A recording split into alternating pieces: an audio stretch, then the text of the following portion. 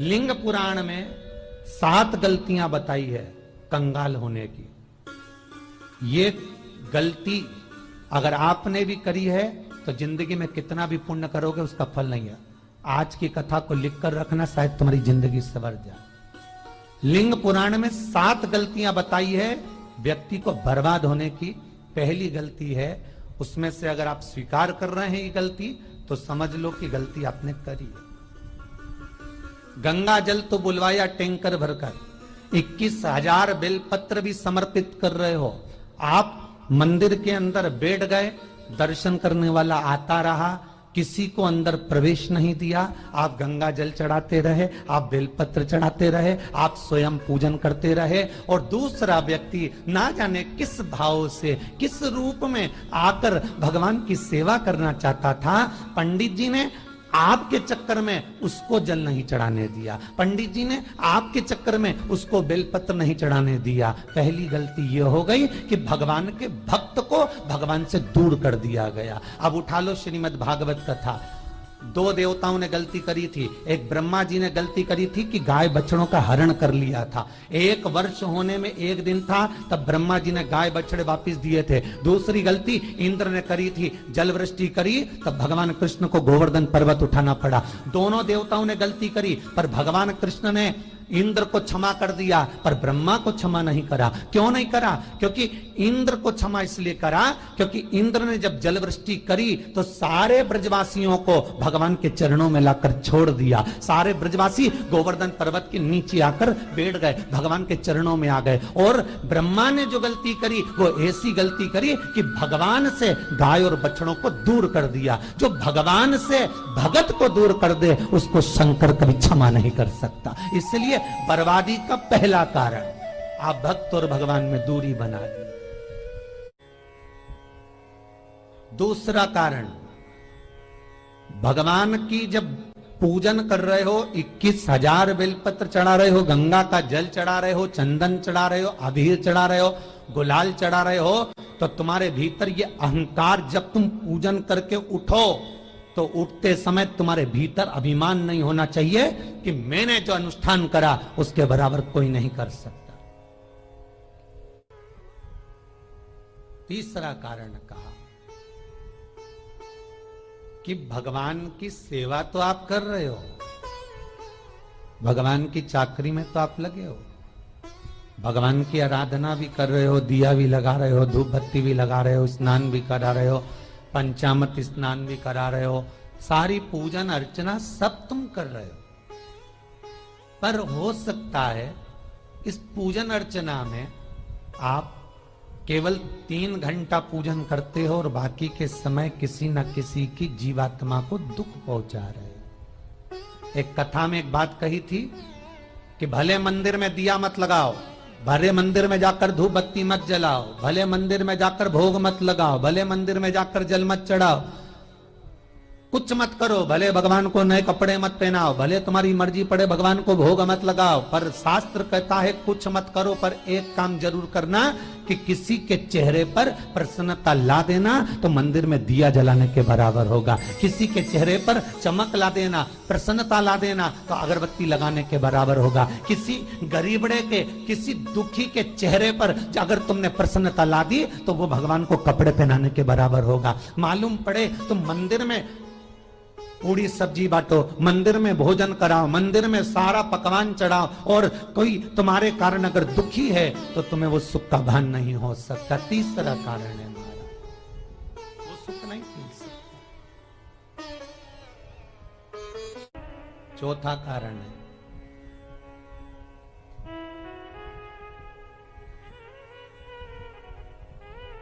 महाराज, जिस मंत्र को पढ़ा जा रहा है, जिस मंत्र का स्मरण किया जा रहा है,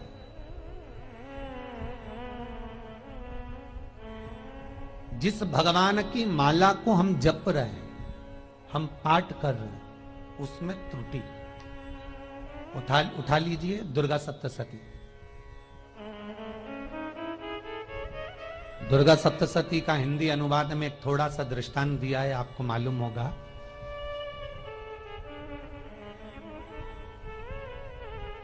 एक जजमान सप्तशती का पाठ कराते थे नवरात्रे में।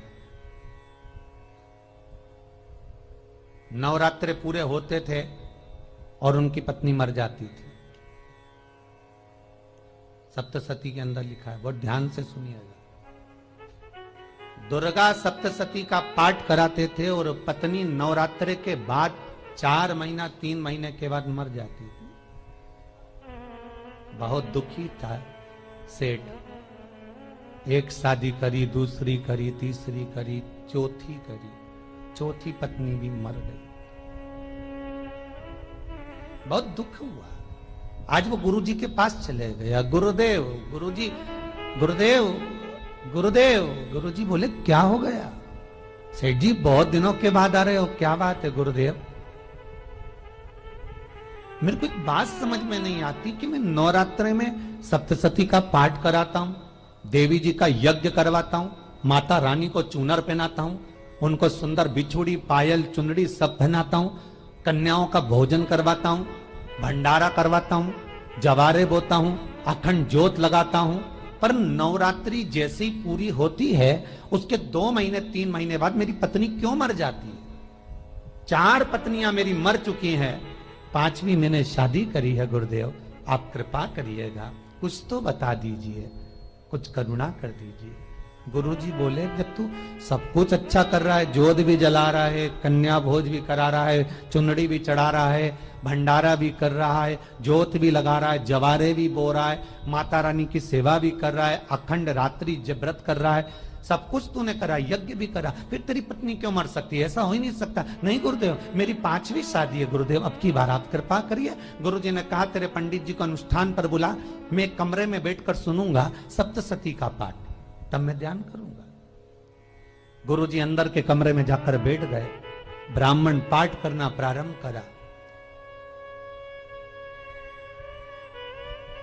और ब्राह्मण ने पाठ करना प्रारंभ करा। उसमें एक शब्द आ गया, भारयंतु भक्षन्तु, भारयंतु भक्षन्तु। उसमें बोलना था भय, पीड़ा को, हे जगत जननी तू भक्षण कर जा, पर ब्राह्मण बोलता था भार्या तू भक्षन्तु, मेरी पत्नी को, मेरी भार्या को तू भक्षण कर दे। पंडित जी जैसे ही बोले गुरुजी बाहर निकल कर आ गए। पंडित जी को रोका, रुकिए गुरुदेव, आप हर साल अनुष्ठान कर रहे हो जजमान के यहाँ और बोल देते हो भार्यंतु भक्षन्तु, हे देवी तू मेरी पत्नी को खा जा, तो माँ हर बार उस पत्नी को निगल जाती है। निवेदन है, शब्द सुधार लीजिए, शब्द ठीक है। चौथा कारण है कि आप जो पाठ कर रहे हो, आप जो पूजन कर रहे हो, आप जो अनुष्ठान कर रहे हो, उसमें कुछ ना कुछ गलती जरूर हो रही है। ये चौथा कारण है।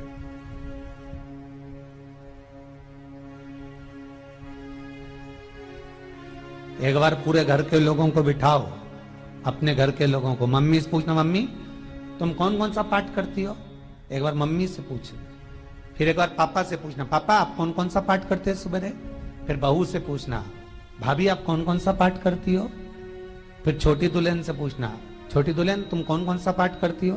भैया आप कौन कौन सा पाठ करते हो? आप कौन कौन सा पाठ करते हो? पूछना। जब घर के अंदर बड़ी बहू अलग तरह का पाठ कर रही है, छोटी बहू अलग तरह का पाठ कर रही है, मंजली बहू अलग तरह का पाठ कर रही है, माँ अलग तरह का पाठ कर रही है, पति अलग तरह का पाठ कर रहा है, तो उसका जो प्रभाव है, कौन सी चीज कहां टकरा रही है जिसके कारण घर में रोग इतना है कि कोई सही होने वाला ही नहीं है। अब तुम कहो कि सीवर वाले गुरुजी ने उपाय बताया, हमने बहुत करा, पर सही क्यों? तो सही क्यों नहीं हो रहा है? उसका कारण है या तो बड़ी बहू जो पाठ कर रही, या सास जो पाठ कर रही, जो पति जो पाठ कर रहा है, नाते जो भी उस घर के अंदर रहकर जो पाठ अर्चना कर रहा है, उसमें जरूर कुछ ना कुछ ऐसा हो रहा है जिसके कारण वो काम नहीं कर पा रहे। उसमें कुछ ना कुछ गलती हो रही है जिसको तुम समझ नहीं पा रहे, जिसको तुम अपने आप को बहुत विचार करते हो कि मेरे बराबर कोई नहीं कर सकता, मैं शंकर की भगत, मैं राम की भगत, मैं कृष्ण की भगत, मैं जो करती हूँ बहुत अच्छा करती हूँ, मैंने जो किया बहुत अच्छा करा। पर हो सकता है उसी कारण आपको दुख झेलना पड़ रहा।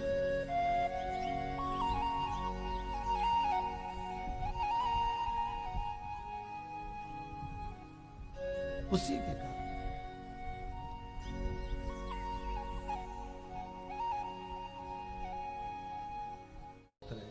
महाराज, हमने जो दान किया, हमने जो पुण्य किया, हमने जो सत्कर्म किया, वो किस जगह पर लगा? पांचवा सूत्र,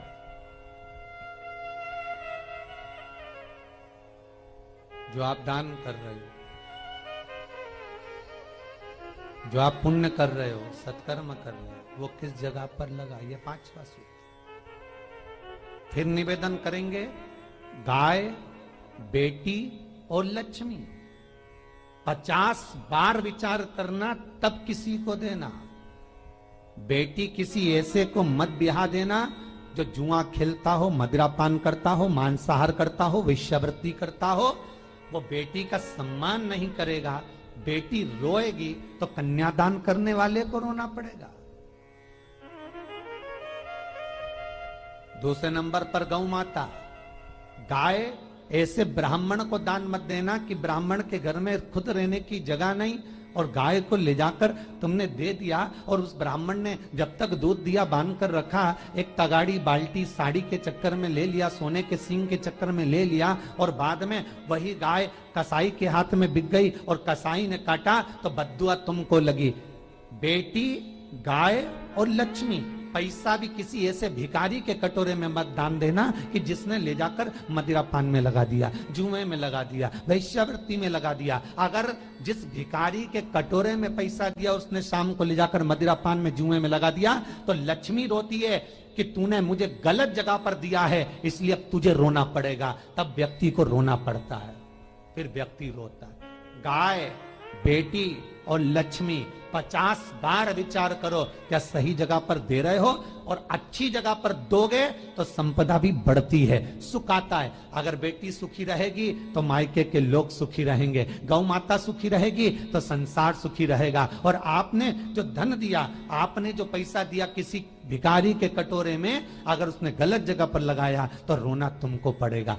किसी आजकल के भिक्षुकों को अगर रोटी दे दो तो लेते ही नहीं, आटा दो तो नहीं लेते।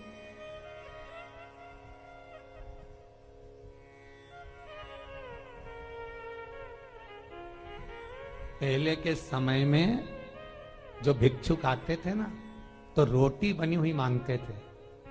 बूढ़ी बूढ़ी माताएं जानती होंगी, चिमटा बजाकर, घुंघरू बजाकर कहते थे भोजन, तो 2 रोटी निकाल कर दे दी जाती थी घर से। लो बाबा, तो माता इतना प्रेम रखती थी, केवल रोटी नहीं देती थी, बाबा बैठो हम सब सब्जी लाकर देते। इतना प्रेम था बुजुर्ग माताओं का, बैठो।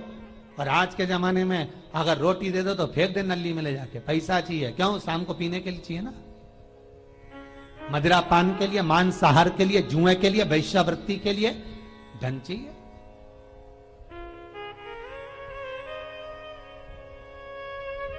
भोपाल के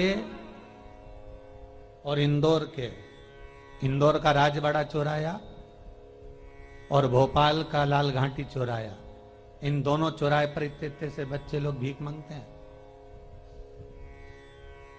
और उनकी माताएं और उनके पिता रोड के किनारे पर चिलम लगाते बैठे रहते हैं, पांव लंबे करके पड़े हैं और ये कमा कमा के उनको दे रहे हैं। और धन्य हैं ऐसे लोग जो उनको दान भी दे देते हैं। जिसको जरूरत है उस तक कुछ नहीं पहुंचता। अभी भी 4-6 महीने लॉकडाउन चला, जिसको जरूरत थी एक एक रोटी की उस तक कुछ नहीं पहुंचा, और जिसके पास में पहले से भरा हुआ था उसने और ले जाके भर लिया। जिसको जरूरत थी उस तक नहीं पहुंचा। अभी ठंड आ रही है, बहुत सारी संस्थाएं कंबल बांटेगी, रेलवे स्टेशन पे लोगों को कम्बल ओढ़ा रहे हैं, कोई सो रहा है जमीन पर उसको कम्बल ओढ़ा रहे हैं, बस स्टैंड पे चले गए कोई रोड पे सो रहा है कम्बल ओढ़ा रहा है, तो इतना बड़ा नाम चलेगा कि उनने कम्बल ओढ़ा है, कम्बल ओढ़ा है, कम्बल ओढ़ा है। और वो कम्बल जिसको ओढ़ाया वो दूसरे दिन जाकर कपड़े की दुकान पर बेच के आ गया, 200 रुपए लिया है, रात को पीकर फिर सो गया, क्योंकि फिर कहीं कहाँ आएगा, फिर उड़ा के चले जाएगा, क्योंकि इन्होंने तो ये करके रखा है कि नाम कमाना है तो कम्बल उड़ाए जाओ। जिसको जरूरत है वहां तक सामान नहीं पहुंचता भाई, जिसको जरूरत है वहां तक सामग्री नहीं पहुंचती भाई। आपने दिया और उन्होंने ले जाकर बेच दिया, और फिर सोचते हो कि मैंने तो पुण्य करा है। कई लोग कहते हैं मैंने दान करा, मेरे को इतना फल मिलेगा। काहे का दान करा? ऊपर तो जा, यमराज के डंडे पड़ेंगे।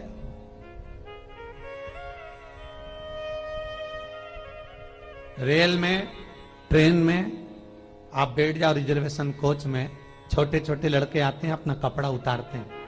सही बोलना रे भाई, जितने लोग टीवी पर कथा सुन रहे हो, छोटे छोटे बच्चे अपना कपड़ा उतारेंगे और पोछा लगाएंगे रेल की बोगी में। जब गवर्नमेंट ने स्वीपर रख रखे हैं तो तुम्हें अंदर आने का किसने कहा? कौन ने कहा कि तुम अपना कपड़ा उतार के पोछा लगाओ? और वो अपने शरीर का कपड़ा उतार कर पोछा लगाता है, आपके आगे हाथ फैलाता है, आप 1-1, 2-2 रुपए दे देते हो। वो अगले स्टेशन पर उतरता है, कोई सूंघने की सामग्री लेता है, सूंघ सूंघ के वो बर्बाद हो जाता है और कहीं कूद कर मर जाता है। उसके मरने में 1 रुपया तुम्हारा भी लगा है, इसलिए नरक तुमको भी भोगना पड़ेगा, क्योंकि उसके मरने में तुमने हेल्प करी है।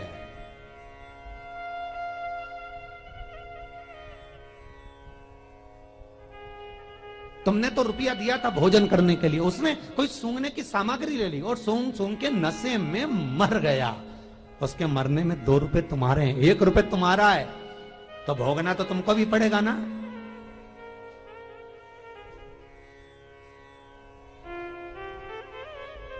कहीं अच्छी जगह लगाओ, सत्कर्म की ओर लगाओ, तो सुख का आनंद कुछ और ही होगा,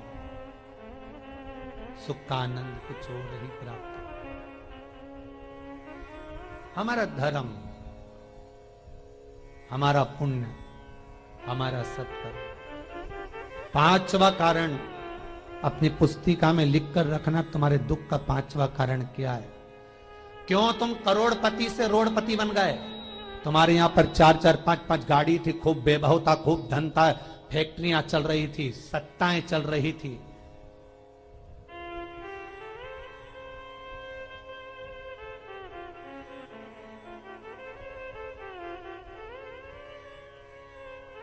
खूब सत्ताएं थी, खूब वैभव था, खूब धन था, पर कुछ भी नहीं, सब धरा की धरा रह गए। सारा कोई वैभव बचा ही नहीं, कोई वैभव नहीं। एक हमारे सेंधवा के भगत हैं महाराज, बड़े भावपूर्ण भगत।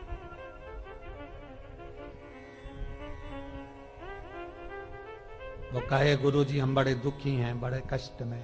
हमने कहा कष्ट का कारण कुछ ना कुछ जरूर होगा, दुख का कारण जरूर कुछ ना कुछ होता है।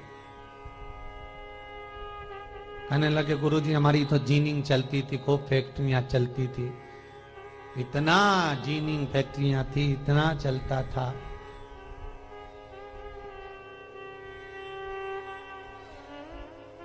इतनी जीनिंग चलती थी, इतनी फैक्ट्रियां चलती थी, गुरुदेव बहुत दुखी हो गए। हमने कहा दुख का कारण, जो ये 7 कारण है शिव महापुराण के, लिंग पुराण में जो 7 कारण बताए हैं दुख आने के, जब फैक्ट्रियां अच्छी चल रही, जीनिंग अच्छी चल रही, व्यापार अच्छा चल रहा है, तो 7 कारण बताए हैं कि आप उन 7 कारण में से कोई कारण आपके साथ में हुआ है जिसके कारण आप रोड पर आ गए, करोड़पति से रोडपति बन गए।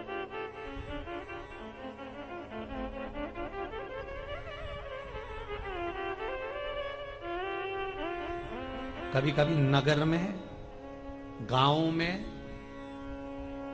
सभी का व्यापार एक साथ समाप्त हो जाता है। कभी कभी गांव में, नगर में सबका व्यापार एक साथ समाप्त हो जाता है, सबका व्यापार एक साथ ही खल्लास हो जाता है, समाप्त, सभी कर्जे में हो जाते हैं। तो समझ लेना कि उस गांव के खेड़े का देव महादेव, उस गांव का खेड़ापति भगवान शंकर, उस गांव का शिव जरूर रुष्ट हुआ है, जरूर रुष्ट हुआ। उसको मनाने का प्रयास करो, जिससे अपनी नगर, अपना गांव फिर उन्नति की सीढ़ी पर चढ़ जाए। पांचवा कारण मंत्र जाप को, अर्थात तुम्हारा फिर निवेदन, गाय, बेटी और लक्ष्मी 50 बार विचार करना, तब देना, नहीं तो मत दे, मत दीजिए।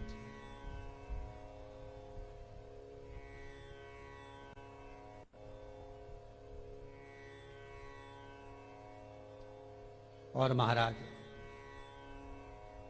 भगवान शिव की कथा का छठा कारण बता, हमारे दुख का कारण छठा कारण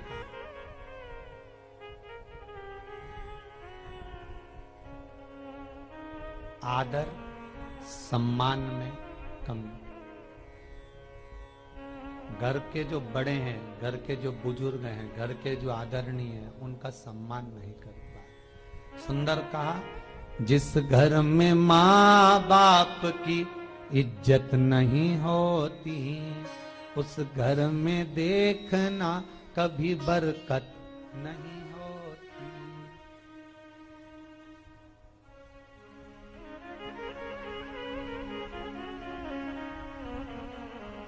छठा कारण है सम्मान, सत्कार, आदर ना हो।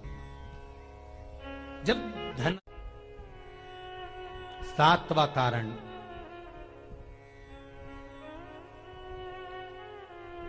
ये अंतिम कारण है। जितने लोग कर्जे में, लदालू में, जितने लोग दुखी हैं, जितने लोग तकलीफ में, आज की कथा को बहुत दिल से सुनना, अपनी गलती को जरूर छांटना। मुझे विश्वास है मेरा भोलेनाथ, आप अगर गलती को स्वीकार कर लोगे तो शंकर वापिस आपको करोड़पति बना देगा, लखपति बना देगा। शंकर आपके भंडार फिर भर देगा। 7 कारण में से अपनी गलती को जरूर छांटना साहब कि आपने गलती कौन सी करी, और अपनी गलती को छांट ले, यही सबसे बड़ी बात है ना। लोग सुनने के बाद भी नहीं छाटेंगे, नहीं मैंने तो कुछ करा ही नहीं, मैं तो कुछ कर ही नहीं, बस मैं ही तो है। हरी जगदम्बा वो मैं ही फंसा है बीच में।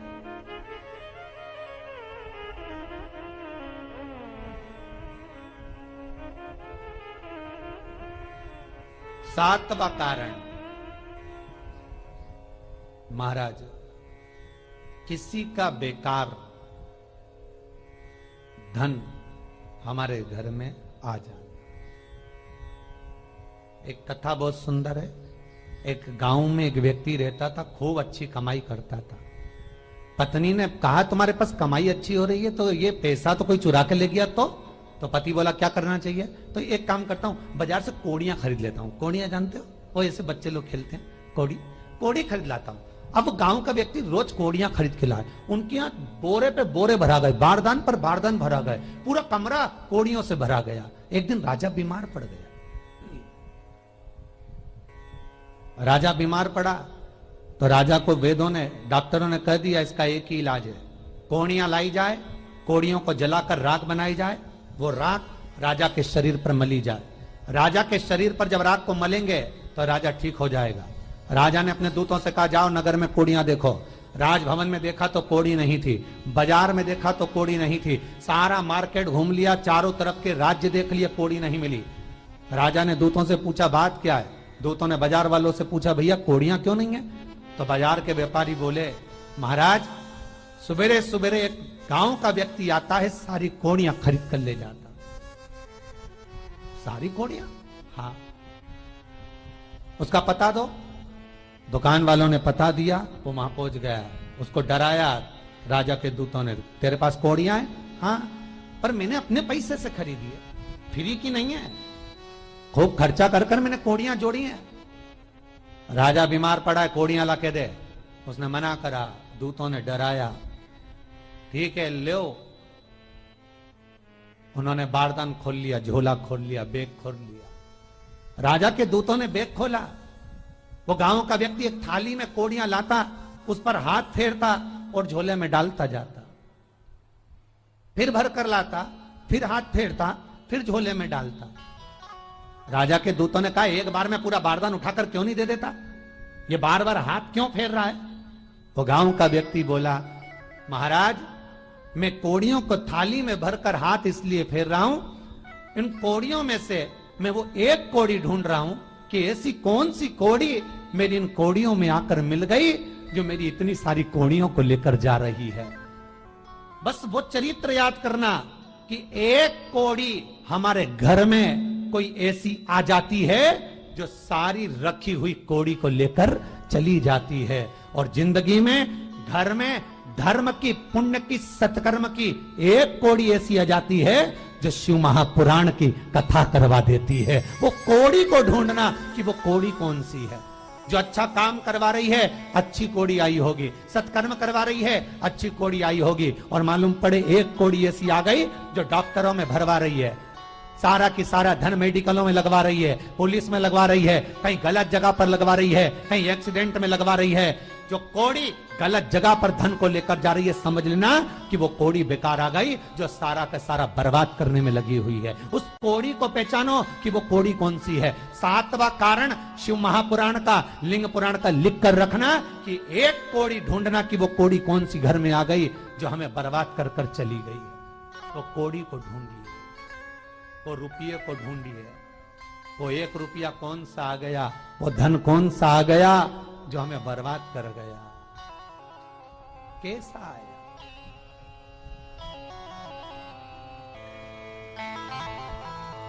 धन कौन सा आ गया ऐसा जो हमें बर्बाद कर दे।